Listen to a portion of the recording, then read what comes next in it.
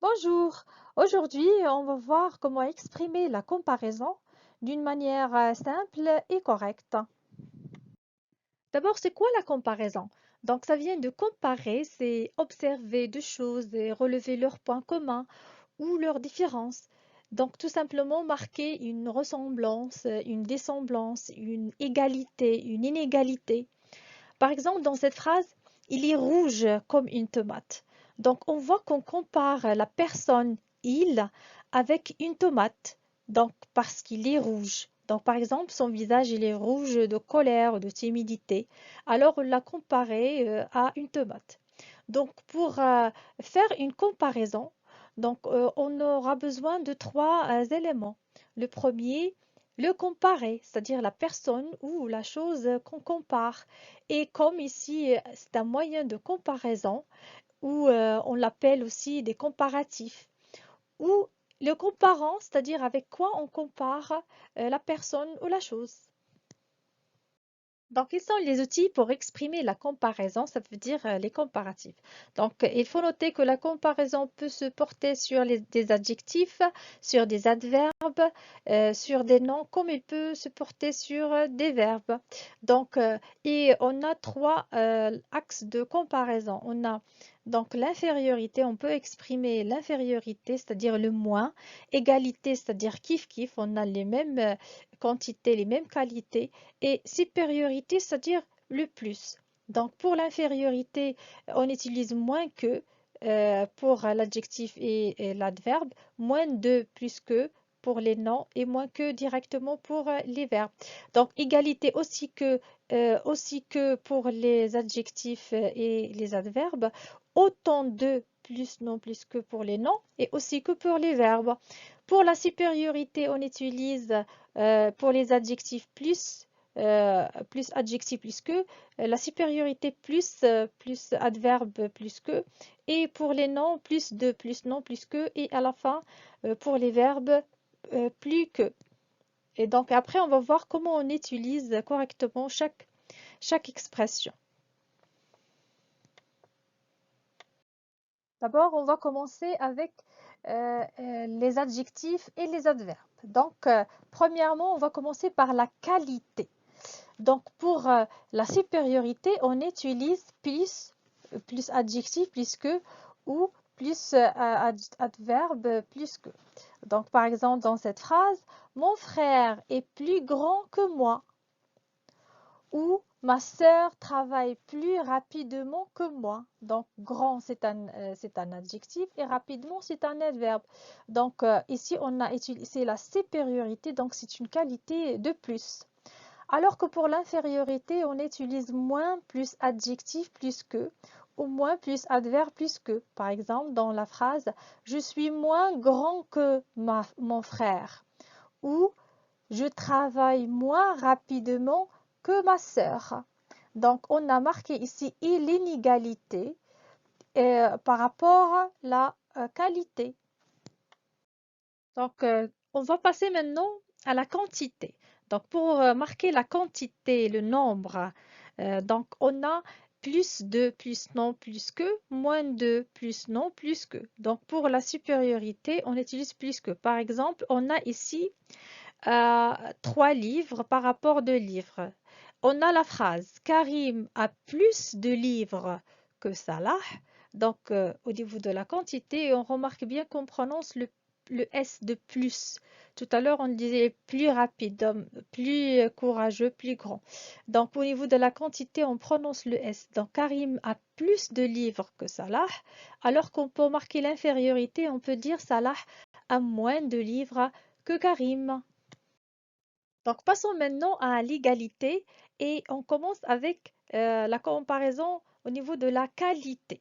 Donc, si j'ai une qualité égale à quelqu'un d'autre, j'utilise aussi plus adjectif plus que. Par exemple, je suis aussi grande que ma sœur. Donc, si on utilise un adverbe, j'utilise aussi plus adverbe plus que. Je dis je cours aussi vite que ma sœur. Alors qu'au niveau de la quantité, j'utilise autant de plus non plus que. Par exemple, Sarah il a des amis comme moi, je peux dire Sarah a d'autant d'amis que Imen ou comme moi. Que moi. Lorsque la comparaison se porte sur un verbe, j'utilise plus que, moins que, autant que. Par exemple, pour la supériorité, je peux dire Maria dort plus que Lina. Pour l'infériorité, le moins, je peux dire Lina dort moins que Maria. Et pour l'égalité, je dis Maria dort autant que Lina. Donc, il faut noter qu'il y a des comparatifs irréguliers, notamment en ce qui concerne les comparatifs de supériorité, donc qui changent de forme. Par exemple, on ne dit pas plus bien, on dit mieux.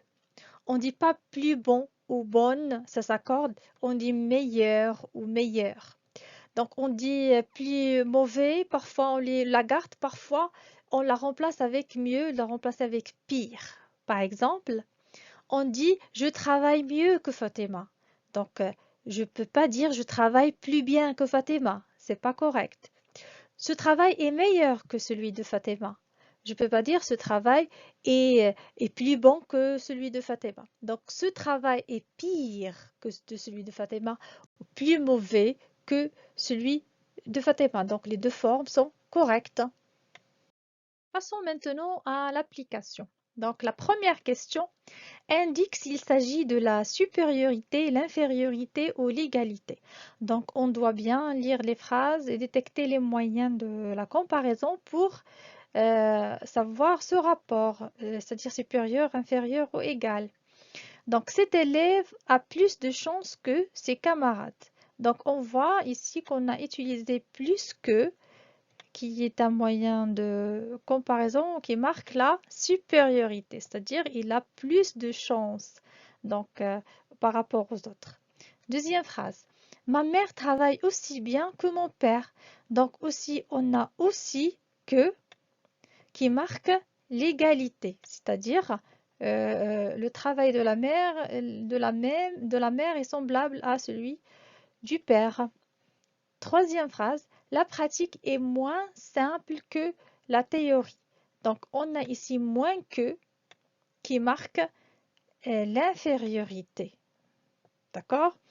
Donc, on a ici que la pratique est moins simple que la théorie, c'est plus compliqué par rapport à la théorie.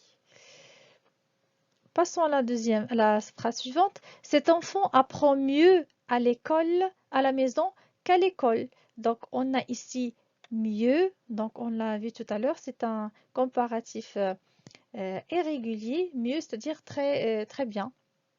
Donc, ça veut dire tout simplement la supériorité. La phrase suivante. Comme mes frères, je suis très mécontente. Donc, on a ici le moyen de comparaison comme, et ici, le sens de la phrase, c'est l'égalité, c'est-à-dire je suis mécontente comme mes frères sont. Donc, c'est un rapport d'égalité. Donc, passons à la deuxième question.